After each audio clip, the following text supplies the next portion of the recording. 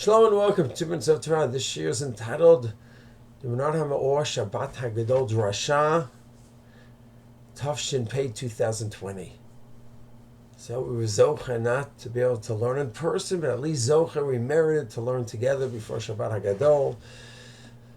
Baruch Hashem, we gathered around in our homes, the computers, about 100 of us, give or take, seeing all the screens, and to get to learn together before Shabbat Hagadol.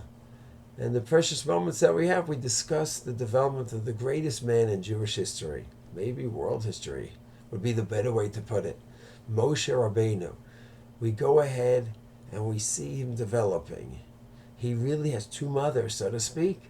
He has a natural mother, Yocheved, who brings him up to a degree, and he has Batya, the daughter of Paro, who raises him in their royal home. And you can only imagine he must have been in two places. Who is he? I'm a Jew. I'm an Egyptian. Some kind of synthesis. Who am I? And we get to see who he is when chapter 3 emerges. Chapter 2, in those chapters we begin to see who he is. He goes and he sees an Egyptian beating a Jew, and what does it say? You are to have twice in the pasuk. Refers to the Jew who's being beaten up. Echav, that's my brother. He makes an amazing choice. That's my brother, not the oppressor, but this one, my brother. What's amazing, ironic, is that Moshe probably thought he's giving up the royal house, giving up the kavod, the honor, the grandeur, by making such a choice. Little did he know, and little did he care, I imagine, that the greatest honor in all of human history is about to be bestowed upon him. But I don't think that was part of his thinking. So he decides, this is the direction I'm going in. This is my brother. He chose his biological family as his brother, not his adopted family. And next day he helps out his brothers again having a fight. And he sees goes against him. They're ready to go ahead and rat on him. I have to get out of here. And during those years that he runs away, where is he at? What's the identification? Did he lose the connection to the Jewish people? Does he say they don't deserve my help? Not clear. You just know he runs away. But then he does something interesting. He helps out Yitro's daughters who are in trouble.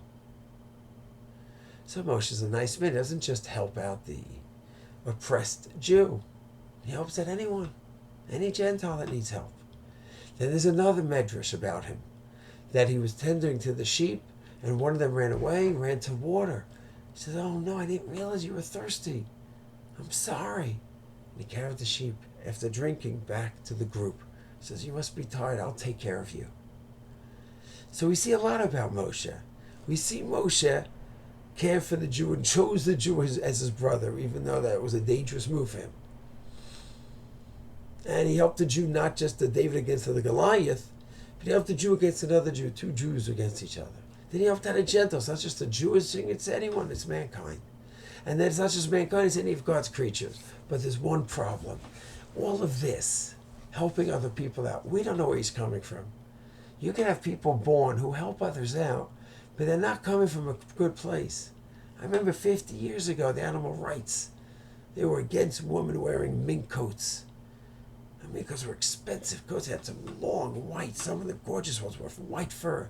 They'd walk around, these animal rights people, said that the animals were tortured and it's extinction and all these problems. Spray paint, red spray paint. They'd run in Manhattan, see you later with this gorgeous mink coat, sprayed up, that was it, $10,000. 50 years ago.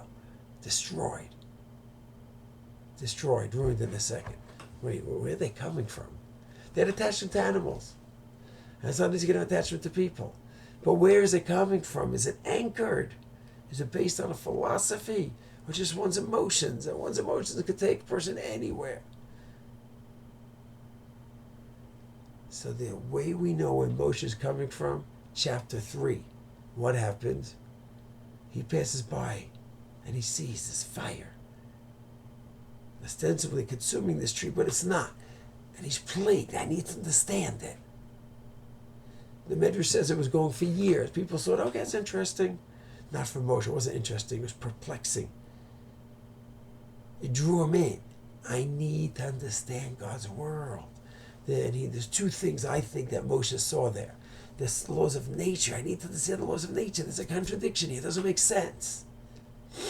And maybe there's a message here as well for me. I don't know. Let me look. And he goes. He understands. And he converses with God. And to me, this conversation in chapter 3 about his message and his mission and discussion with God tells us everything, informs us about what went on in the previous 2 chapters in his life. Moshe is a God-fearing individual, and that's the basis of his ethics. That's what colors him, that's what moves him, that's what motivates him. And his belief and conviction in God is what brings him to a connection to fellow Jews, to Gentiles, to animals. They're all God's creatures. And God will dictate the balance. There's a conflict between a Jew and a Jew, conflict between a Jew and a Gentile. Dealing with animals, tsar b'lei chayim. Can I kill an animal to eat it? Not. I have to have rachmanis. Can I experiment on an animal? I need that balance, and that balance comes from God. So to me, that's what I see in the first few chapters. In Shmot, in Exodus, the development of a Hagadol, the greatest Hagadol we've ever had, where we see that his philosophy of life is anchored in God, and he has that perfect balance. And that is the message for all of us today. The whole world is sitting alone. Everyone is alone. We are all equally afflicted. There is a brotherhood in humanity. There is. There's a connection here. And we have to feel that connection to all of mankind. And we have to pray for the day V'chol b'nei vasi gruvish rechel. All of mankind is going to reach out to God and connect to God. Everyone, Jew and Gentile alike. No. Be no more idolatry, no more atheism. On the other hand, we have a special connection with our Jewish brethren. We have everything in the right perspective. There's that special connection to L'Recha, to all Jews. All Jews, there's a connection. None from Hasidus, Yeshiva, Shtatil, there's a different connection. Special connection to the Jewish nation. There's halachic status that the person goes ahead and Halal Shabbat, and he affects his status, but there's a connection to all the Jews in the right appropriate level, a connection to the Gentiles in the right appropriate level, and a connection to the animal kingdom. All anchored, of course, in our belief in God, and God dictates us, of course, how to have that balance. And in these days of all times, we must emulate Moshe Rabbeinu, where he was anchored in his belief and conviction in God, and that is what motivated him and fueled him in all of his actions. May we be blessed to carry on his legacy and his model. Shalom.